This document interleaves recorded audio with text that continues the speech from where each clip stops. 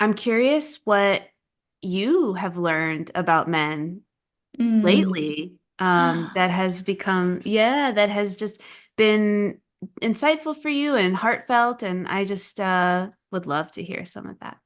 That's my favorite question. I Yeah. love that because I love learning direct experience. I like to learn hands-on in my real life, like that's where I want to learn the most. And so what I'm learning the most right now is that while men at their most authentic core nature, like they're honest, they're sincere, they're passionate, they're direct, they're the more like like they hold the frame and the structure and all those things we hear about, like that's all true, but they also have incredibly large hearts and they care ab ab I mean, I'm speaking to men as a species across the board. I know not all men live from this place. Sure. Um, but they care so much about their families and their loved ones, to a point that I think it's easy to forget they also have a felt sense and they also have an emotion. And I wrote something like a year ago, and Mm, it was kind of about how like men are not machines, mm, like they're not so incredibly disciplined and direct and in line all the time that like they never feel anything. And I guess through my experience, it's been the world is such an interesting place nowadays with kind of like the unexpectedness of what you get when you go out into the world.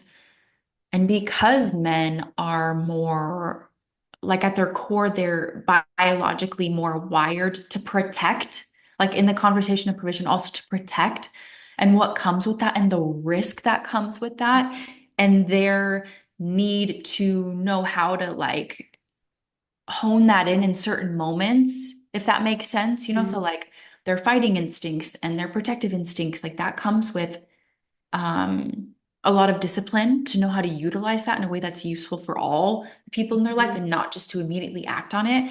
Like, really getting to understand that better has helped me to like be so incredibly appreciative for when they do use those instincts and when they choose not to, mm, because they know when it's in service and they know when it's not in service, and appreciating it even more when they don't because they know it wasn't in service, and having a lot of empathy because I'm not a man. I don't know what it feels like to be a man, but I can only imagine how challenging it is to be in today's world, to be treated the way some men are treated, and to choose not to act on those biological instincts because it's not the best thing for them and their family. Like mm. I say that because I watch some sports with PD, and we see some men in sports, like get into fights and whatever, and then that athlete is like really demonized because he can't manage his emotions well. And like that's probably all true. Like I do believe those instincts in a man do need to they do have to learn how to manage them and work with them in a way that's useful. But like when I witness them and then I see the way the media demonizes them for that biological instinct, my empathy and heart only grows because I'm like, you forgot to pinpoint on what got him to that place, how he was degraded for being who he is in his authentic nature, Yeah. and why that might have occurred. And then, like, it's kind of like you call someone crazy and terrible and Yeah. all these things for so many years, and then they become that, and then you like hone in on it even more. Yes. Yes. Just witnessing that at scale Yeah. and then living up close to men and just being like, wow, what an incredible creature to exist with these interesting facets that you have to know how to utilize this at the right time and place. Like, my heart just grows bigger and bigger, witnessing their heart grow bigger and bigger as they Hmm. care for those that they love, and knowing how to do it from a place that is like sustainable and truly protective. Yeah. I beautifully said. Yeah, I'm with you. It is really amazing, based on the way that so many talk about men, like watching the men like step up and again not Hmm. act on some of those instincts and just be bigger than it, right? They're just Yeah. bigger than it. And it's Or really even if they cool. do act on it, like also that's a whole I shall not that's like a Pandora's box to open. But I think it's not becoming so quick to label what that means about a man who does, Hmm. right? Like, and obviously, there's layers of like we still have to protect ourselves and the Yeah. whole nine. But yeah, yeah. Yeah, it's so cool. I mean, it's I heard someone say something about like women and men are really just like misunderstanding the word freedom these days. Hmm. And like think women think that it means like, oh, I can just like walk around whatever neighborhood in the nighttime and no one will hurt Hmm. me. Um, and men are like, no, freedom is like something you work for. Like you have to carve a Yep. path and get your own freedom. And in that process, we can provide safety and security for people around us. We can be of service. And it's like women used to rely on men for that. And it Hmm. was really, fulfilling for women to rely on men for that. And it was fulfilling for men to give that. And now that we're not doing that anymore, men are Mm. like, okay, so now what? You know how good it feels for me when I'm leaving the house to go somewhere that maybe I'm a little bit more unfamiliar with, or like at a certain time of day, and he says to me, like, do not leave without your pepper spray. Like, you know how good that feels? Like how Yeah. protect or like, recently I was in an accident and there was kind of like a stipulation created that I'm not to drive by myself past a certain distance at a certain time of day. Like, you know how good that felt to receive Hmm. that? And I Hmm. know for a lot of women, that would be like losing their freedom. But for me, that's Mm. gaining freedom. So, yeah, to your I point, agree. absolutely. That's the thing, Yeah. girl, right? It's the Mhm. femininity.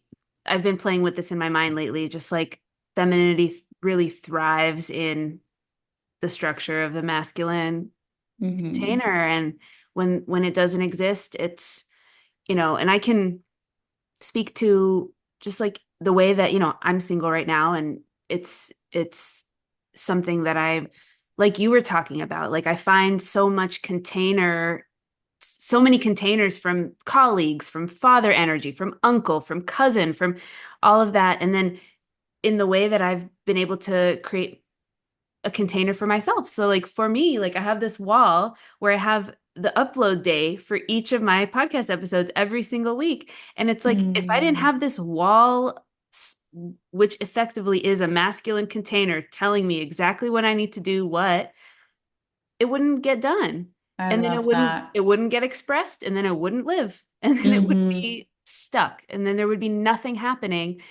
And it's just so powerful when we are willing to think like, wow, maybe men provide like the beginning for everything that we create.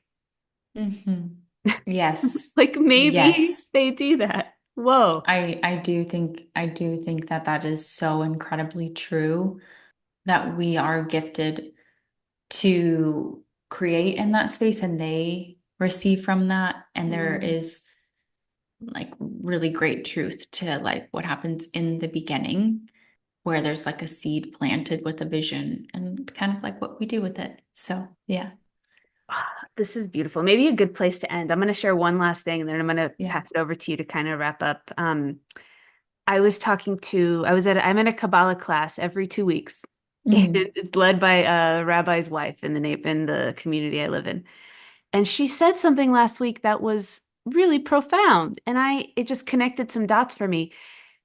She basically was talking about how there was a couple that had been coming in and they were trying to conceive for a while. They were trying to conceive for a while, and they haven't had luck. And instead of going straight to IVF or doing this and that, she just had this felt sense, speaking of female intuition, that like he doesn't want a baby. For some Mm. reason, he doesn't want a baby. And she just knew it, even though he was saying, like, of course I want a baby. We're married, like, let's have a baby. And then she told me there is a Torah teaching that says a baby is conceived first, a baby is conceived first in the father's mind. Wow. Yes, because Absolutely. the rationality of God the Father and how it comes into man, it is conceived in the Father's mind, and then seed. The mind is connected, of course, to the semen. The semen Wow. plants the seed, and the womb creates the baby. And I was Mm, like, of course, that makes yeah. sense. What do you think about that? Well, I don't have kids yet, but I will say, Yeah, me neither. I'm. yeah, that feels 1000% true just in my experience of the way I witness and observe him planting a seed and watching what I do with it and how Mm. some of my most like flourishing, alive experiences came from, earlier in the conversation, how I said sometimes it's like two words, sometimes it's two words, sometimes it's no words. But there was absolutely a vision that was implanted in, oh my God, if he was here, it's like, he's not going to reveal his secrets, Yeah. but not really secrets, but like he's obviously doing that in so many ways all the time, like implanting, like that's what the man does, like puts his seed, but like that's happening in so many ways all the time, but some of my most thriving times were from maybe like a two-word phrase of a vision that I was given, and then like what I chose to do with it, how I chose to run with it and create with it. And so it absolutely feels true that a baby is first conceived, like just like the image of God, and like man being that form in that moment and that experience of God in the form of our imagination. Like he imagines it and then it's given to us and then we birth it. And then, but the cool thing as a woman and for men is we have the opportunity to live in that dance all the time without it necessarily needing to be birthing a human child. And I even think we ought to be on that journey before we have children so that we know how to be responsible with the human life when it comes. Like we know how to be responsible with that seeded vision when it's given to us to create and multiply, um, and Mm. our dreams and our desires and all that comes with it. Like, can I be responsible in the power that I've been given to multiply? Because I can tell you, as powerful creatures that us women are to multiply, we don't just multiply life. We could multiply anything that we wanted to. We could multiply destruction. We could multiply Hmm. deception. And Hmm. we often do, unknowingly, unconsciously, maybe Mm. consciously. But it's being Hmm. responsible with that gift and in many ways being still before we then go run with it and run with the thoughts and the ideas and all of that. So yeah, that's what I've Ah, got. Yeah. I love it. That's a beautiful thing to end with.